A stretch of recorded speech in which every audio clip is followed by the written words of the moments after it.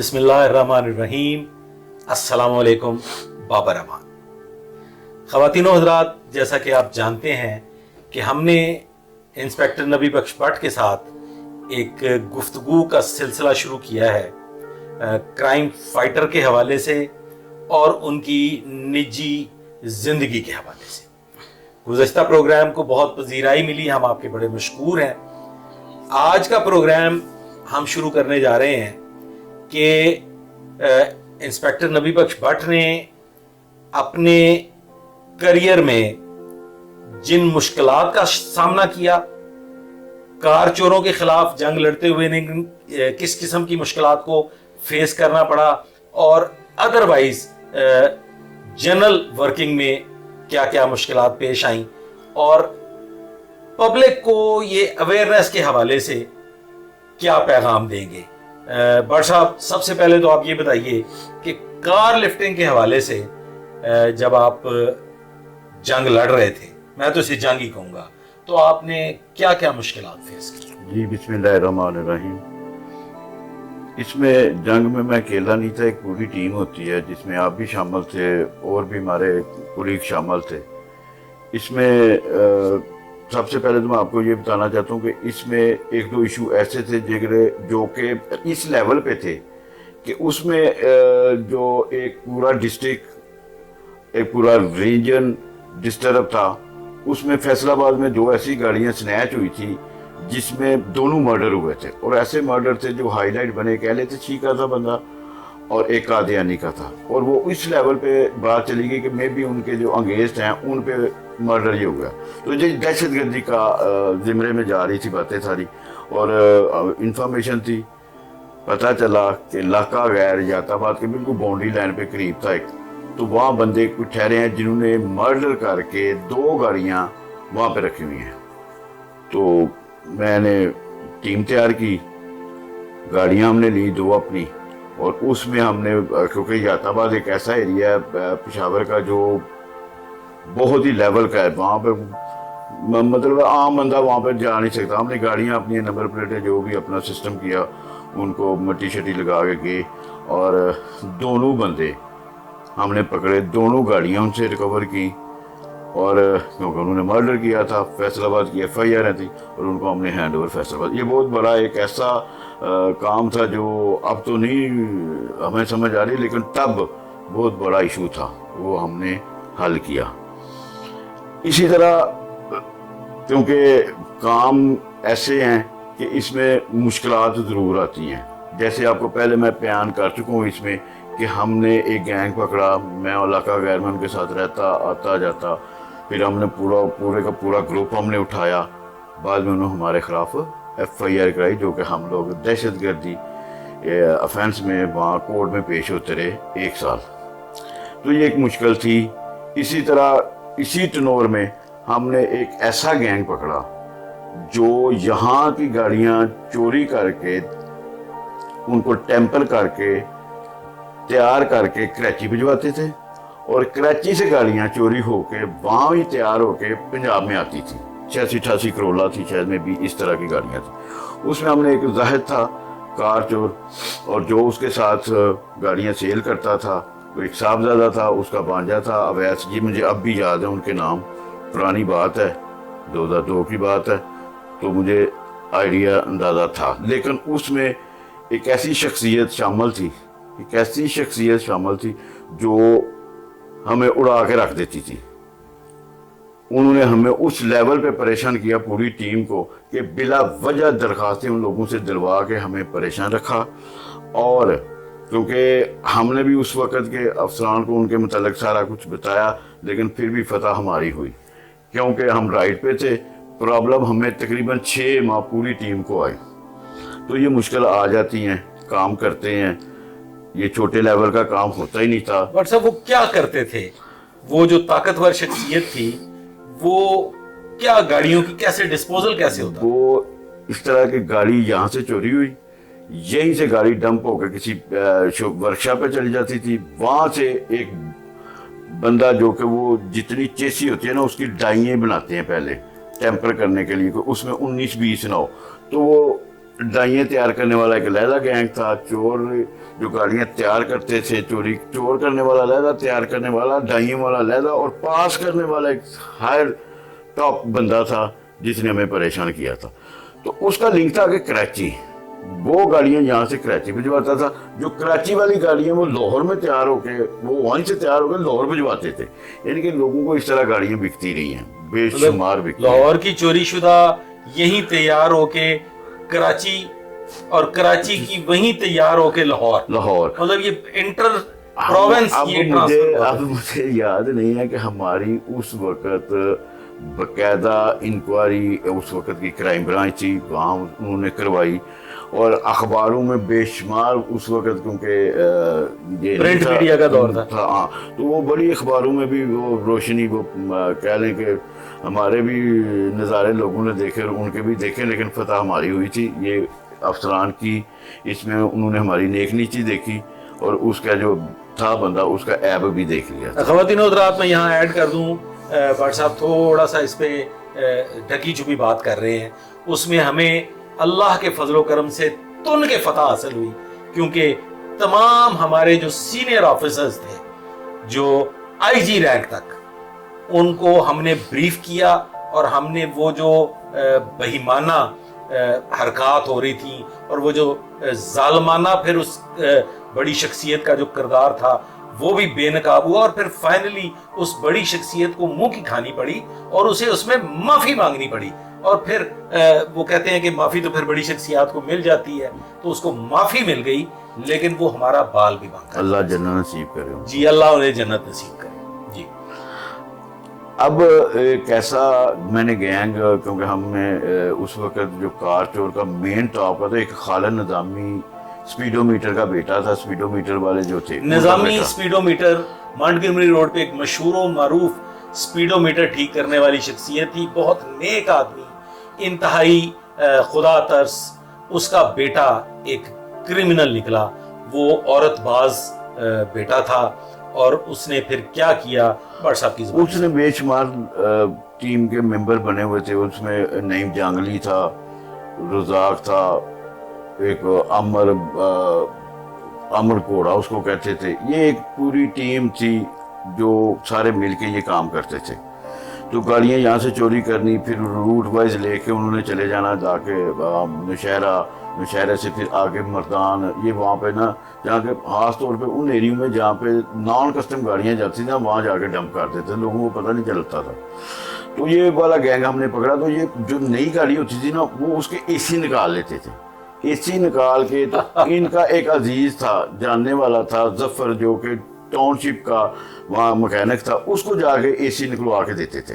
تو کیونکہ ہم نے انکشاف کیا، گاڑیاں ہم لیدر ریکور کر رہے، وہ اے سی والے کو ریڈ کیا، میں نے جا کے پکڑا، بازار میں شور شرابہ اس نے ڈال دیا، بہرحال ہم لوگ لے آئے۔ اس میں ایک خبر چل گئی اخبار میں کہ جی وہ نبی بخش اس طرح آیا اور علاقے میں خوف و ہراس پہ لا کے تو بندے کو کر کے، کیونکہ وہ ایک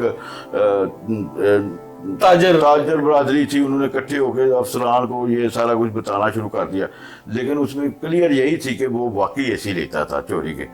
اب اس خبر کی بنا پہ کچھ افسران ہمارے سینئر، کیونکہ اس وقت نئی نئی انویسٹیگیشن اور آپریشن لیدا ہوا تھا، تو اس میں ہم لوگ بھی شکار ہوئے، کبھی ہم آپریشن میں تھے، پھر انویسٹیگیشن میں آ گئے، تو اس میں ہمیں نقصان پہنچا، جس میں مجھے بھی ڈسمس کیا گیا، ظہیر الدین بابر صاحب کو بھی ڈسمس کیا گیا، رانا منیر کو بھی ڈسمس کیا گیا، کہ حالانکہ وہ یہ تو دونوں تھے ہی نہیں، میں تھا ریڈ پہ، میں گیا تھا۔ بہرحال یہ چیزیں ہمیں مشکل پیش آئیں، جس میں ہم لوگوں نے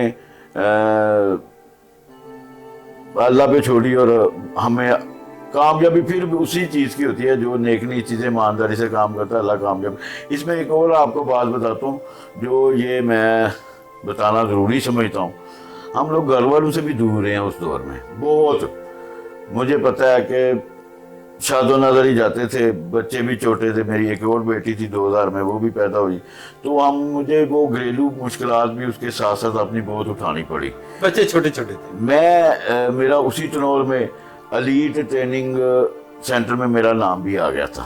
میں نے سب کو ریکویسٹ کی کہ میں یہ دیکھیں میرا ٹریننگ میں نام آ گیا، مجھے جانے دیں، میں ٹریننگ پہ جاؤں۔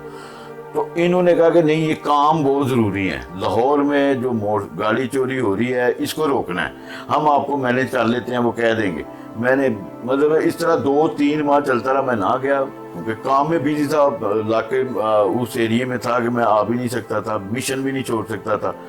تو مجھے اس وقت کے افسران نے میری ریورشن بھی کی ہے، یہ میں نے بھی یہ اٹھایا ہے کام میں، کام کی وجہ سے۔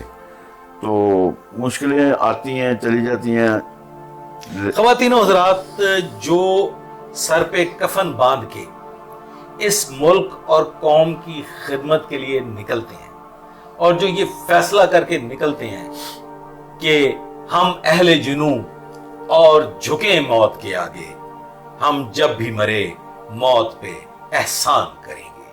خواتین و حضرات، پھر مشکلات کے سمندر، سنگلاخ چٹانیں، تپتے ہوئے صحرا عبور کرنا ایسے ہی لگتا ہے جیسے پھولوں کی سیج۔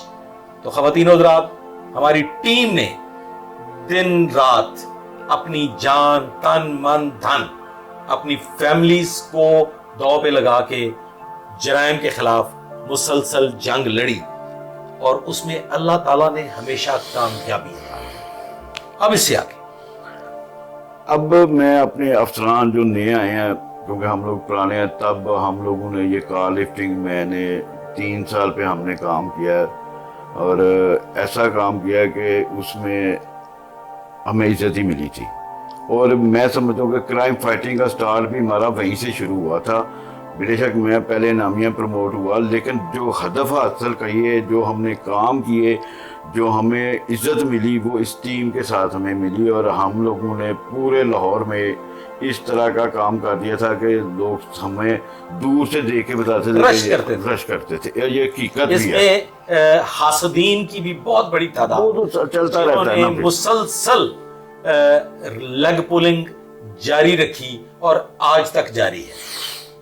اب میں ان افسران جو نئے آئے ہیں ان کو تھوڑا سا اس حوالے سے کار چوری اور سنیچنگ کے حوالے سے تھوڑی بہت ایسی چیزیں بتانا چاہتا ہوں کہ ہمیں بھی کسی نے بتایا تھا، یہ کہ ہم لوگ کو پڑھ کے نہیں آئے، ہمیں بھی ہمارے سینئر افسران، ہم لوگ جن کے ساتھ ڈیوٹی کی، طاہر عالم صاحب، کیونکہ گلبرگ ایریے سرکل میں ان کی زیادہ پوسٹنگ تھی، میں بھی زیادہ گلبرگ سرکل میں ہی رہا، گلبرگ تھانہ، نصیر آباد، مین مارکیٹ، بس اسی طرح غالب مارکیٹ، یہ ساری چیزیں ہمیں وہیں پہ سب سے زیادہ جو گاڑی جو ہے نا چوری ہوتی تھی اور سنیچ ہوتی تھی۔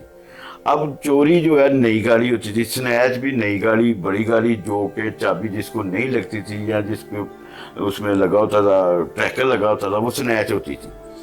تو چوری کے حوالے سے ہم لوگوں نے، کیونکہ اس وقت ہمیں جو کام کیے ہیں کہ ہم لوگ اپنی ڈیوٹی پہ اس طرح جگہ پہ جاتے تھے کہ جہاں پہ اس طرح کی واقعہ ہوتا تھا، مین کہ ایک جگہ سے دوبارہ گاڑی چوری نہیں ہونی چاہیے، کیونکہ جس ایریے میں پارکنگ ہے، جس ایریے میں گاڑیاں کھڑی ہوتی ہیں، وہاں پہ ہی چوری ہوتی ہے۔ پولیس افسر کی جو ناکامی ہے، واردات ہو جاتی ہے، واردات ہو سکتی ہے، لیکن میں پولیس افسر کی ناکامی وہاں اس کو مانتا ہوں جب کسی ایک جگہ پہ ریپیٹڈ کرائم ہو۔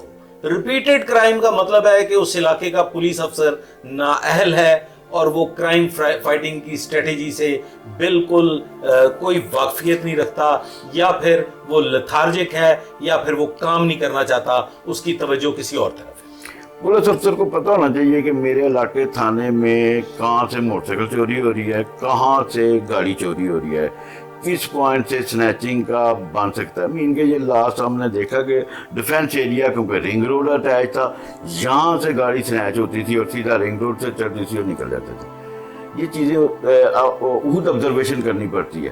تو جب یہ موٹر سائیکل چوری اور گاڑی چوری جہاں سے ہوتی ہے، وہاں پہ اب جب ہم ڈیوٹی کرتے ہیں تو وہ ہمیں ایک ہی اصول رکھنا چاہیے کہ گاڑی کے پاس یا موٹر سائیکل کے پاس جو بندہ کھڑا ہے اس کو آپ نے چیک ضرور کرنا ہے۔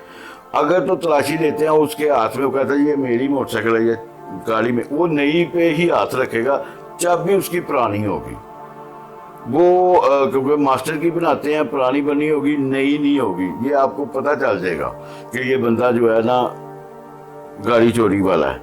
دوسرا، ہم لوگ ڈکائی آپریشن کرتے ہیں جس میں ہم لوگ سفید پارچات میں جہاں سے اس طرح کا بنتا ہے کہ گاڑیاں چوری ہوتی ہیں، وہاں پہ ہم لوگ ڈکائی آپریشن کرتے ہیں، جوان مختلف پوائنٹوں میں لگا کے ان کو کسی کو رکشے میں بٹھا دیا، کسی کو اپنی گاڑی کھڑی کی، اپنی موٹر سائیکل کھڑی کی، اور وہ آبزرو کرتے رہتے ہیں ہم یہ میں نے کیونکہ روٹین میں بہت زیادہ گینگ پکڑے ہیں موٹر سائیکل، جب میں نے کبھی ایسا جو پرانی نارکلی تھا تو ہم لوگ اسی طرح ہی پکڑتے تھے. تو یہ میں کہتا ہوں کہ یہ اس پہ اگر کام کیا جائے گا تو کار چور یا موٹر سائیکل چور آپ موقع پہ پکڑ سکتے ہیں. دوسری انفارمیشن ہونی چاہیے، وہ جوان جو وہاں پہ ڈپیوٹ کیے جاتے ہیں نا، ان کو پتہ ہونا چاہیے کہ موٹر سائیکل چور گینگ کیا کیا نام ہے، ان کی تصویریں ہونی چاہیے، ان کا سارا ان کو بایو ڈاٹا، وہ ان کی دلچسپی نظر آنی چاہیے. کار چوری کے حوالے سے بھی ان کو علم ہونا چاہیے کہ بے شک کوئی نیا آ جائے، لیکن جو ریکارڈ یافتہ اس طرح کے ہوتے ہیں وہ بار بار وہی چوری کرتے ہیں، وہی چلان ہوتے ہیں، وہ پھر آتے ہیں. تو یہ علم اس کا ہونا بہت ضروری ہے. افسر یا جوان جو کوئی اس طرح ڈکائی آپریشن کرے یا اس پہ مأمور کیا جاتا ہے اس کو روک تھام کے لیے. تو یہ میں سمجھتا ہوں کہ اس کے ساتھ ساتھ جو پبلک ہے اس کو بھی اویئرنیس آنی چاہیے کہ اگر وہ اپنی موٹر سائیکل یا گاڑی کسی پارکنگ میں کھڑی کریں دن کے وقت، وہ جا رہے ہیں کہ شاپنگ کرنے، تو وہ کوشش کریں کہ کسی پارکنگ میں کھڑے گاڑی کو لاوارث نہ چھوڑیں. اس میں کوئی لاک، تب تو ہم لوگ وہ نیچے ایک لاک لگاتے تھے تالا، تو اب تو بہت زیادہ سسٹم ایسے آ گئے ہیں کہ آپ اپنی چیز کو سیف کر سکتے ہیں. کہ لاپرواہی اگر کر جاتے ہیں نا، کیونکہ آپ نے کھڑی کی، آپ ایسے موو ہوئے، وہ بندہ پیچھے آیا، آپ نے چیک کرنے آنا تو گاڑی کوئی نہیں ہونی. پھر آپ اگر ایک دفعہ گاڑی کھڑی کاری گی نا لوارا، تو آپ تھوڑی دیر کے لیے رک جائیں، آپ پیچھے دیکھیں، ایک دفعہ دو دفعہ اپنی گاڑی کو ضرور دیکھیں کہ ہے یا نہیں، موٹر سائیکل یا گاڑی ہے یا یہ ضرور آپ اپنی کریں. خواتین حضرات، یہاں پہ میں ایڈ کر دیتا ہوں اس پوائنٹ میں کہ جو کار چور ہیں، جو کار لفٹرز ہیں، وہ گاڑی چوری اسی وقت کرتے ہیں، یا تو وہ ایسی گاڑی چوری کی جاتی ہے جو بالکل علم ہو کے ٹارگیٹڈ گاڑی کہ جی یہ گاڑی یہاں پہ ہی کھڑی ہوتی ہے اور یہ اتنے گھنٹے یہاں کھڑی رہتی ہے، یا پھر وہ جو گاڑی چوری کرتے ہیں وہ اسپیسیفکلی اس گاڑی کو چوری کرتے ہیں جس کا ڈرائیور گاڑی سے نکل کے جاتا ہوا انہیں دکھائی دے. یہ دن کے وقت کی ہے نا، مارکیٹ میں اب جب جاتے ہیں تو آپ کھڑی کی، آپ تھوڑی ہاں جب شام کا رات کا ٹائم گھروں کے باہر سے چوری ہوتی ہے نا، لوگ لاپرواہی کرتے ہیں. میں تو ابھی نکل آؤں گا اندر سے، موٹر سائیکل کھڑی کی، لاک بھی نہیں کرتا، اندر چلے جاتا، پیچھے آتا، چوری ہو جاتی ہے. موسٹلی ہم لوگوں نے انٹروگیٹ کیا، جی میں اندر گیا ہی تھا تو میں تو اندر کھڑی کر لیتا نا، تو کبھی بھی نہ وہ کہتا میں کیونکہ نکل جانا تھا، تو میں نے کہا چلو، وہ اس کو 10 منٹ لگ جاتے ہیں گاڑی گئی. اور زیادہ تر موٹر سائیکلیں جو چوری ہوتی ہیں وہ ایسے ہی چوری ہوتی ہیں چند سیکنڈ میں، کہ وہ ایسے گھر کے باہر کھڑی کی، گھر کے اندر گئے، لاک نہیں کیا کہ یار کوئی نہیں 1 منٹ لگے گا. یہ صرف نا اپنے آپ کو سمجھانے کی بات ہے کہ اپنی چیز کو بچا. ہم لوگ ہے نا پولیس افسر، ہم لوگ جاتے ہیں گشت، رات کو لیٹ نائٹ بھی جاتے ہیں، تو ہمارا ایک اصول ہوتا ہے کہ ہم رائٹ لیفٹ شیشے کو دیکھتے ہیں، سامنے کو دیکھتے ہیں، ہمارے پیچھے تو نہیں کوئی لگا ہوا، تو ہم کانشیس رہتے ہیں، تب بچ جاتے ہیں. ہر بندہ اپنے آپ کو خود بچا لے گا نا تو وہ بچ سکتا ہے. لاپرواہی کر جاتا ہے، سستی کر جائے گا کہ میں ابھی نکل آؤں گا، تو ان کے ہم نے انٹرویو کیے تو وہ ایسے ہی لوگ ہی پائے گے. تو سو اپنی اس چیز کو، کیونکہ قیمتی چیزیں ہیں، مہنگیاں گاڑی حضرات، گاڑیوں کی چوری کے حوالے سے ہم ایک بالکل الگ سے پروگرام بھی کریں گے جس میں ہم آپ کو یہ بتائیں گے کہ آپ اپنی گاڑی اور موٹر سائیکل کو چوری ہونے سے کیسے بچا سکتے ہیں. اور صاحب میں آپ سے ایک سوال کرنا چاہتا ہوں کہ آپ ہمیشہ مشکل ترین کام کرتے رہے، کیا آپ کو مشکل ترین کام کرنے میں سکون ملتا تھا یا آپ مشکلات کے ہی کھلاڑی ہیں؟ ایکچولی نا جو کرائم فائٹر ہوتا ہے نا وہ ہی یہ کام کر سکتا ہے جو نہیں کوئی کر سکتا، کیونکہ اس کو شوق ہوتا ہے، اس کا مطلب کام میں مزہ بھی آتا ہے. میں سمجھتا ہوں کہ جتنا کام میں وہ کام جو نہیں کر سکتا میں وہ کام کروں، اس میں یہ ہے کہ یار اس کی بھی تو کوئی داد رسی کرنے والا ہو. کیونکہ جب بھی کام کیا نا وہ یہ اپنے ریوارڈ کے لیے نہیں کیا، رب کو خوش کرنے کے لیے. ذمہ داری ہے میری، میں اٹھتا ہوں صبح رات تک، جو میں نے کام کیا میرا وہی حساب ہونا ہے کہ آپ ڈیوٹی پہ گئے تھے، آپ نے کیا کام کیا، آپ کے یہ ذمہ لگی تھی، اس کا کیوں نہیں کیا، اس کا کیا. یعنی کہ میرے ساتھ سوال جواب قبر میں یہی ہونے ہیں کہ تمہاری ڈیوٹی یہ تھی تو تم نے کیا. مجھے یہ نہیں پوچھنا کہ وزیر اعلیٰ وہ کرتا رہا تو تم کی کرتا ہے پہ. مجھے بھی وہی پوچھا جانا جو میرا کام تھا. تو میں کوشش کرتا ہوں کہ میں نیک نیچی سے کروں, اور آج تک مجھے فخر ہے اس چیز کا کہ رب ذات نے کچھ نہ کچھ مجھے اس چیز کا نوازا کہ میں جس بھی مشن پہ گیا ہوں, یہ آپ کو بھی پتا ہے, میں کامیابی آیا ہوں. ابھی تو چلتے ہیں ہم لوگ, مشن کیا گیا تھے. بٹ صاحب سے تلخ گفتگو تو ہو رہی ہے, مشکل ثقیل سوالات تو کیے جا رہے ہیں. آج بٹ صاحب آپ سے ہم صرف دو اہم باتیں کریں گے. ایک بات تو ہم آپ سے یہ کرنا چاہیں گے کہ آپ نے جس ٹینیور تک ابھی ہم ڈسکس کر چکے ہیں, اس ٹینیور کا کوئی انتہائی دلچسپ اور مشکل واقعہ جو آپ نے فیس کیا ہو. اور دوسرا میں سوال کرنا چاہوں گا کہ بٹ صاحب یہ محبت کیا چیز ہے؟ آپ نے بھی لو میرج کی ہے, یہ کیا ہے؟ یہ پبلک ڈیمانڈ ہے, یہ مجھ سے سوال کیا گیا ہے کہ بٹ صاحب نے بتایا تھا کہ جی میری لو میرج ہوئی تھی, تو یہ کیا قصہ ہے, یہ کیا کہانی ہے, یہ کیا ڈرامہ ہے؟ جی بٹ صاحب. میں سمجھتا ہوں محبت ایک لگاؤ ایسا ہے کہ محبت آپ کو جانور سے بھی ہو سکتی ہے. کسی قسم کی بھی محبت جو ہے نا وہ چاہت ہے, وہ احساس ہے. میں آپ کو یہ بات بہت اپنے اس پورے میری 55 ایج ہو گئی ہے اور 29 سال میری شادی کو ہو گئے ہیں, تو احساس میں میرے بچے, میری مسز, میں ان کا اس لیول پہ, آپ کو پتہ ہی ہے کہ ان کو سیر سپاٹے بھی کرائے ہیں, ان کو پڑھایا لکھایا بھی ہے, اور میں واقعی محبت کرتا ہوں جو کہ میں ان کا احساس کرتا تھا. اب اگر احساس نام کی چیز آپ کے ایک دوسرے کی نہیں ہے نا تو محبت نہیں ہے, پھر وہ ایک اٹیچمنٹ ہے, وہ ایک ٹائم گزار ہے. محبت بڑا بعد میں جو میں نے دیکھا نا وہ تلخ سا ایک لفظ ہے جس میں ہمیں پرابلم ہی پرابلم ہے, کیونکہ اس میں آپ کا پنجابی گھاٹا ہی گھاٹا ہے. محبت میں انسان کچھ امیدیں وابستہ نہیں کر لیتا.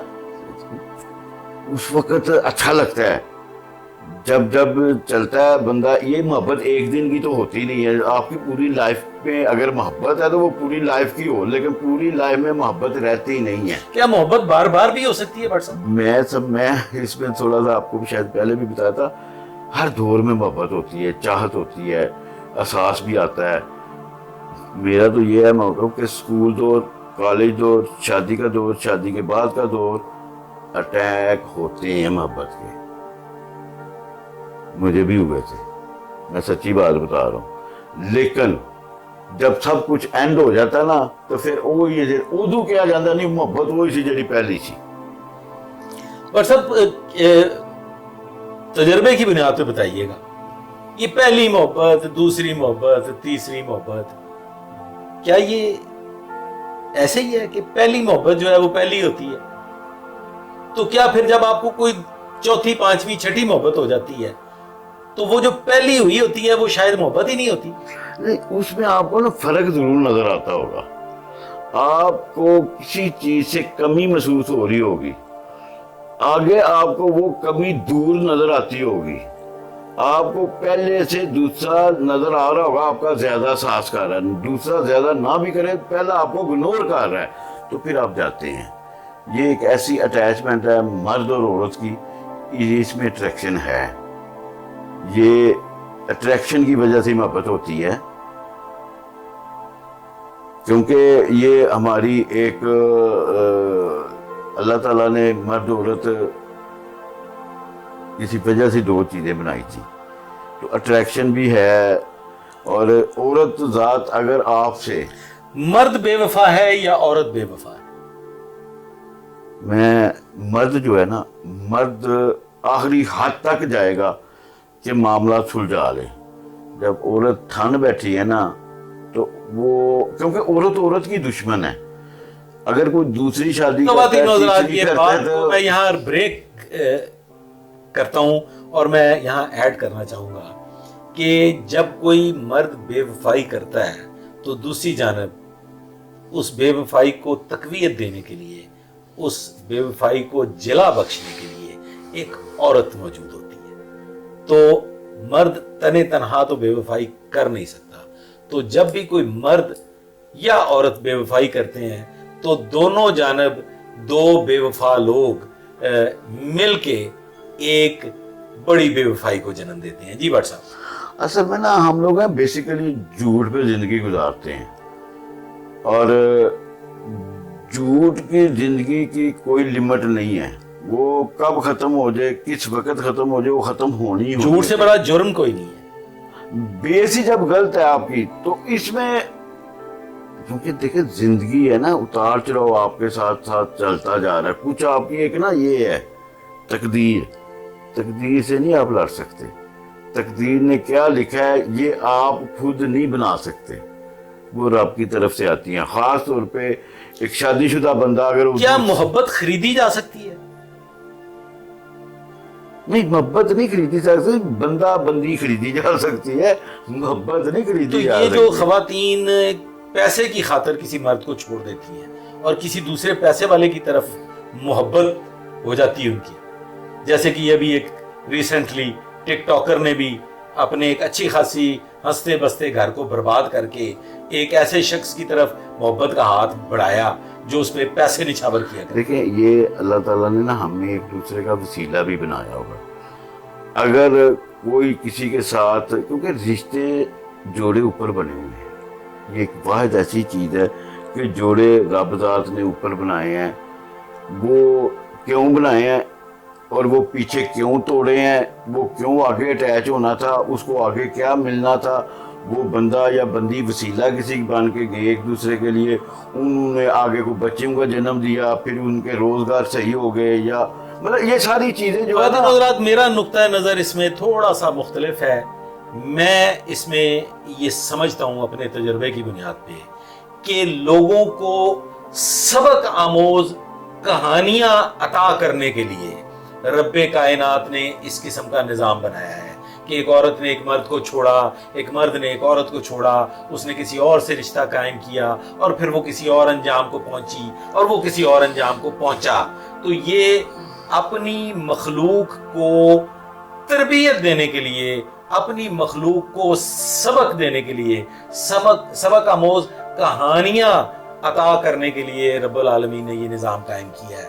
وہ صورت دیگر جوڑے بنتے اور وہ پھر کبھی جدائی نہ ہوتے. اصل میں نا ہم لوگ جتنے بھی ہیں نا مسلمان, ہم اسلام کے الٹ چل رہے ہیں اپنی لائف کو لے کے. کیوں شادیاں کی گئی تھی, کس لیے کی ہیں, یہ وہ لوگ, ہم لوگ جب اس برائی کو دیکھتے ہیں نا تو ہمیں پتہ ہے کہ یہ اس کا خامد یہ ڈائیورس ہے, غریب ہے, آگے شادی کوئی نہیں کر رہا, وہ غلط کام میں چلی گئی, نشئی ہے, وہ غلط کام میں جا رہی ہے. اس طرح کے معاملات کو روکنے کے لیے وہ برائی جو پھیلی جا رہی ہے اور ہمیں نظر آ رہی ہے وہ رک جاتی ہے اس کام سے جو ہم لوگ اگر شادیاں کرتے ہیں. تو مطلب ہے کچھ تو چیزیں کہہ دی ہیں جی وہ یتیم کا, وہ ہر بندہ یتیم ہے, ہر بندہ ہی غریب ہے, ہر بندہ ہی مسکین ہے. یہاں پہ کوئی شاہوکار نہیں ہے. جو شاہوکار ہے ان کو پوچھتے ہی کوئی نہیں ہے, وہ 10 کر کے بھی بیٹھا ہوا ہے. خواتین و حضرات, یہ کھٹا میٹھا پروگرام ایسے ہی جاری رہے گا اور اس میں میں کوشش کروں گا کہ بٹ صاحب کے اندر جو کچھ چھپا ہوا ہے وہ میں عوام الناس تک لے کے آؤں, اور وہ جو درد یہ اپنے اندر چھپائے بیٹھے ہیں وہ میں عوام الناس تک لے کے آؤں. لیکن اس میں کچھ وقت لگے گا. میں اس پروگرام کے آخر میں بٹ صاحب سے گزارش کروں گا کہ اپنی کرائم فائٹنگ کی زندگی کا کوئی ایسا دلچسپ واقعہ پبلک کی نظر کیجئے جس میں آپ کو بھی بہت لطف آیا ہو, بہت اتار چڑھاؤ آئے ہوں, مشکلات آئی ہوں اور پھر کامیابی بھی. اتنا تو کیونکہ یہ جتنا میں نے ابھی ٹنور اپنا بتایا ہے, اس میں تو میں کیونکہ میری ٹیم میں ایک نبیل خان ہیڈ کانسٹیبل ہوتا تھا, تب ایسی بات میں ہو گیا. میں ٹیم کے ساتھ اکثر اوقات ریڈ پہ جاتا تھا. تو ایک دفعہ ہم نے ریڈ کرنے جانا تھا مالٹون کچہری کے پاس. ایک کار چور نے کار خریدنے آنی تھی, تو میں ٹیم کو لے کے چلا گیا. اب وہ کورے گاڑی تھی, وہ لے کے آیا, اس میں اس نے چور آ گیا, گاڑی اس نے دینی تھی. میں اپنی روٹین پہ اپنی پوزیشنیں بنا کے جوانوں کو بٹھایا تھا، کیونکہ ہم لوگ سویز پارک میں جاتے تھے، رش ہوتا ہے پتہ نہیں چلتا. میں نے اس کے جا کے پاس اس کو پکڑ لیا. اتنے میں نبیل ہاں آیا، اس نے بیچ میں رکھ کے پکڑنے کی وہ سیدھا فائر. اب فائر میرے بالکل یہ ادھر سے گزر کے تو وہ چھوٹا شیشہ ہے مین کے، اللہ نے بچایا مجھے اس وقت، ورنہ نبیل ہاں مجھے لے گیا تھا تب. ایک ہے اس کے ساتھ ایک ایسا واقعہ تھا کہ مجھے انفارمیشن تھی کہ ایک گاڑی جو ہے پنڈی ڈاگو اڈا جب مین روڈ پہ تھا تب یہ ڈاگو کا، وہاں پہ بندہ گاڑی بیچنے آ رہا ہے اور گاڑی 2 نمبر ہے. ٹیم لی، ہمیں اس چیز کا نہیں ہوتا تھا کہ ہم نے جانا کیسے ہے. وہ شکر الحمدللہ سارے افسران ہمیں وہاں پہ ویئر ہاؤس سے گاڑی ہمیں مل جاتی تھی. میں نے ٹیم لی، میں پنڈی چلا گیا. پنڈی گئے، پٹھان آئے 2، وہ گاڑی میں نے ان سے دیکھ لی تھی، گاڑی دیکھی کرولا تھی، میں نے ان کو اٹھایا گاڑی سمیت لے کے لاہور آ گیا. اب انہوں نے مجھے کاپی دکھائی، یہ جی کاپی ہے ہماری گاڑی کی، کاپی اوریجنل کاپی، نمبر دیکھا، اٹھا کے بونٹ دیکھا، چیسی ہر چیز کاپی کے مطابق میچ تھی. اب میں نے اس کاپی میں جو ایڈریس تھا وہ ایک نشاط میل تھی جو جیل روڈ کے اوپر ان کا آفس تھا، ایرانی کونسلیٹ کے بالکل ساتھ. تو میں نے کہا میں ان سے جا کے کنفرم کروں کہ یہ جو کاپی یا گاڑی آپ کی کدھر ہے. میں اوپر گیا، ان کو 4تھی منزل تھی، میں گیا، جا کے میں نے دیکھا، میں نے کہا جی یہ گاڑی جو ہے اس نمبر کی کس کو ہے ایشو. انہوں نے بتایا یہ فلاں بندے کو ہے. وہ میں کی طرح مینیجر صاحب ہیں ان کو گئے، میں کہا آپ کی گاڑی کہتا ہے میری گاڑی نیچے کھڑی ہے. اچھا، میں کہا گاڑی نیچے، گاڑی میری جو میرے پاس تھی وہی گاڑی میں ہے، وہ گلبرگ تھانے کھڑی کی ہوئی تھی. تو میں نے کہا جی آپ کے پاس کاپی پھر ہوگی. اس نے کہا جی وہ بھی مل جاتی ہے. تو وہ ڈرائیور جو ہے وہ گیا ہوا ہے کوئی کام، تو میں ڈرائیور کو کہتا ہوں کاپی لے آئے. میں کہا بلا لیں. میں بیٹھ گیا، ویٹ کیا. تو تھوڑی دیر بعد کہتا جی وہ ڈرائیور تو وہ کہتا کاپی مل نہیں رہی. میں کہا کیا مطلب؟ کہتا جی کاپی نہیں مل رہی. میں کہا آپ کاپی دیکھیں، اس کو اور پوچھیں کسی جگہ پہ چھوڑا ہے. وہ کہتا مجھے یاد نہیں. میں نکالی کاپی، میں کہا یہ کس کی کاپی؟ کہتا یہی تو ہماری کاپی ہے. میں کہا کیسے؟ کہتا یہ نمبر یہ سارا کچھ، وہ سیم کاپی. وہ میں نے کہا وہ نیچے گاڑی کہتا کھڑی ہے. میں نے کال کر دی، دوسری گاڑی بھی آ گئی، سیم دونوں گاڑیاں کھڑی. تو وہ کہتے ہیں یہ کیا معاملہ ہے؟ میں کہا آپ کی کاپی انہوں نے چوری کی، چوری کرنے کے بعد سیم گاڑی تیار کی. اب وہ گاڑی بکنی تھی اس کاپی پہ. آپ کے ڈرائیور نے وہ کاپی یا تو سروس اسٹیشن سے کسی سے مس کروا لی ہے، یا کوئی مطلب کوئی نہ کوئی چوری ہوئی تھی، یا آپ کا ڈرائیور ملوث وہ چوری ہوئی تھی. تو وہ چوری ہونے کے بعد اس پہ گاڑی تیار ہوئی تو وہ یوز ہو رہی تھی. وہ جب دونوں گاڑیاں سامنے گئی تو سمجھ آ گئی کہ یہ ٹھیک ہے یہ غلط ہے. تو اس طرح کا واقعات میں بڑا مزہ آیا تھا. اس میں وہ سارا پورے کا پورا آفس اکٹھا ہو گیا، پریشان ہو گیا کہ یہ کیا ہوا گیا. 2 گاڑیاں آ گئی نیچے، کاپی کوئی نہیں ہے، کاپی پشاور سے آ رہی ہے. تو اس طرح کے واقعات بھی تھے. خواتین و حضرات، نبی بخش بٹ صاحب سے ہماری یہ گفتگو ایسے ہی جاری رہے گی. ہم پچھلا ویلاگ ہمارا کافی طویل ویلاگ ہوا، جس میں ہم نے فیصلہ کیا ہے کہ ہم چھوٹے چھوٹے ایپیسوڈز کی شکل میں آپ سے گفتگو کرتے رہیں گے اور یہ کھٹی میٹھی باتیں آپ تک پہنچاتے رہیں گے. آج تک کے لیے بس اتنا ہی. آئندہ کے پروگرام میں مزید دلچسپ واقعات کے ساتھ، کرائم فائٹنگ کے حوالے سے، پبلک اویئرنیس کے حوالے سے، اور بٹ صاحب کی میٹھی میٹھی محبت کے حوالے سے گفتگو جاری رہے گی. دعا میں یاد رکھیے گا. اللہ حافظ.